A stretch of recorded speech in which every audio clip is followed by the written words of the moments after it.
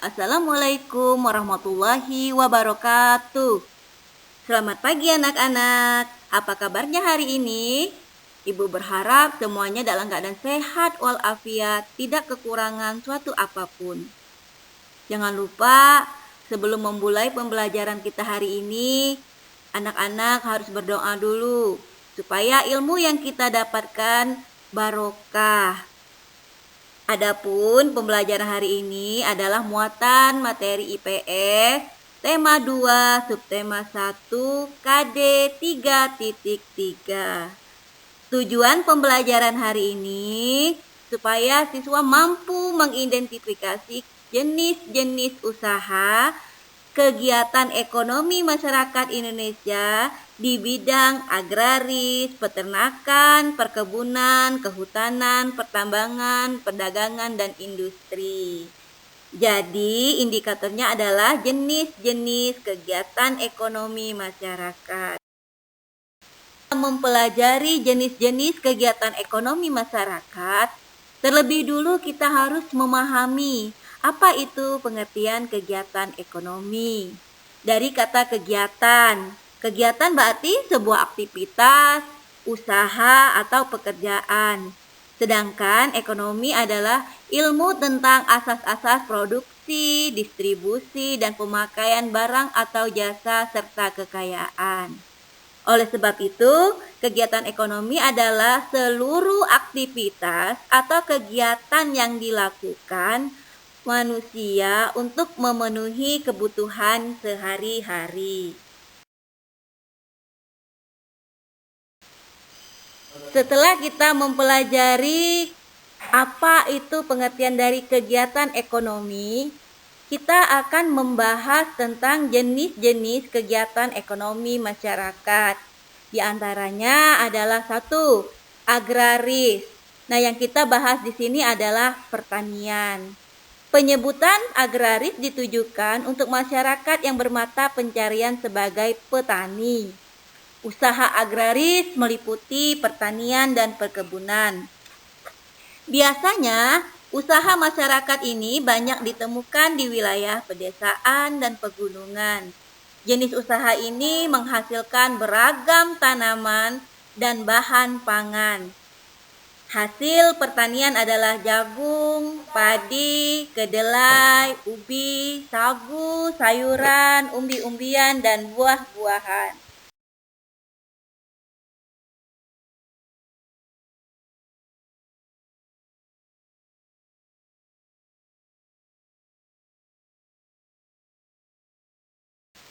Dua, perkebunan.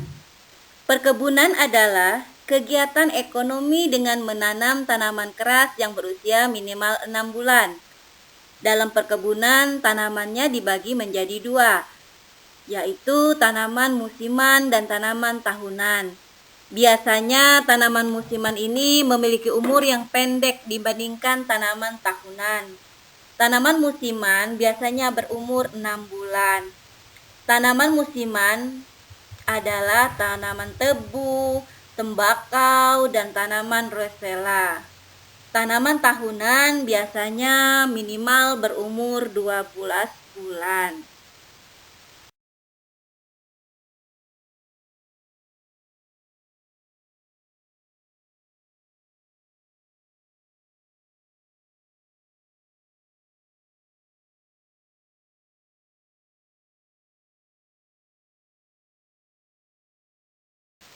Nomor 3 adalah peternakan. Peternakan adalah kegiatan ekonomi budidaya hewan. Ada beragam hasil peternakan seperti daging, telur, susu, kulit, dan lembu. Peternakan rupanya masih terbagi menjadi beberapa jenis, yaitu 1. Peternakan hewan kecil. Contohnya kambing, domba, biri-biri, dan kelinci. Peternakan hewan besar, contohnya kuda, sapi, kerbau, dan lembu. Peternakan unggas, contohnya itik, burung, angsa, puyuh, dan ayam. Peternakan ini bisa dilakukan dalam beberapa skala, yaitu skala kecil dan skala besar. Peternakan skala kecil biasanya dilakukan oleh masyarakat, sedangkan peternakan skala besar dilakukan oleh pihak swasta atau oleh pihak pemerintah.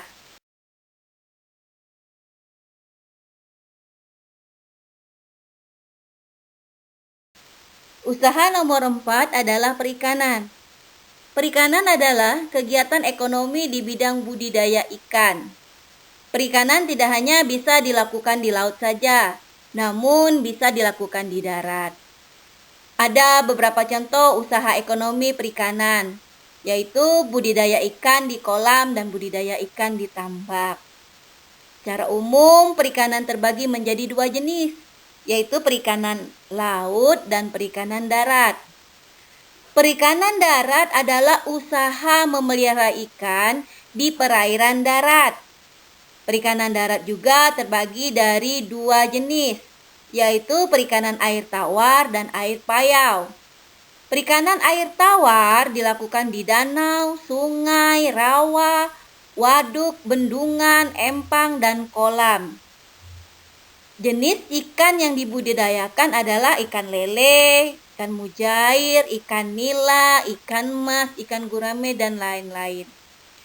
Sedangkan untuk ikan air payau biasanya dibudidayakan di sekitaran pinggir pantai. Jenis ikan dibudidayakan adalah ikan bandeng. Perikanan laut adalah usaha menangkap ikan di sekitar pantai ataupun di laut. Di Indonesia, usaha perikanan air laut dilakukan oleh nelayan. Tambak juga ada, tambak apung. Biasanya memelihara atau menernak ikan kerapu. Adanya di laut. Itu juga termasuk jenis perikanan air laut. Nomor 5 adalah pertambangan. Dilihat dari kondisi geologisnya, wilayah Indonesia mengandung banyak barang tambang. Barang tambang dapat dibedakan menjadi 3. A. Barang tambang mineral logam, misalnya emas, perak, tembaga, timah, bauksit, dan nikel. B. Barang tambang mineral non-logam, misalnya belerang, gipsum, marmer, dan batu gamping. C. Barang tambang sumber energi, misalnya minyak bumi, batu bara, dan gas alam. Nomor 6 adalah kehutanan. Hutan Indonesia berperan penting sebagai paru-paru dunia. Hutan juga berfungsi sebagai tempat berkembangnya berbagai fauna. Dari segi lingkungan, hutan menjadi daerah resapan air hujan. Adapun hasil hutan yang dimanfaatkan antara lain adalah kayu jati, kayu meranti, ulin, damar, dan rotan.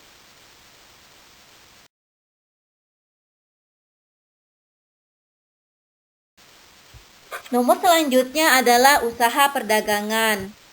Perdagangan adalah kegiatan membeli barang dagang dan menjualnya kembali kepada konsumen. Kegiatan perdagangan tidak hanya mencakup satu daerah atau satu negara saja. Akan tetapi, kegiatan perdagangan dapat dilakukan antar negara. Secara ekonomi, kegiatan perdagangan antar negara ditandai dengan ekspor-impor. Yang dimaksud dengan ekspor adalah usaha menjual barang dari dalam negeri ke luar negeri. Sedangkan impor adalah usaha memasukkan barang dari negara lain ke dalam pasar dalam negeri.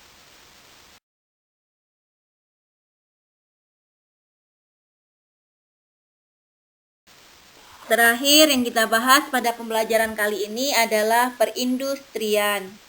Perindustrian adalah kegiatan mengubah bahan mentah menjadi barang setengah jadi atau barang jadi.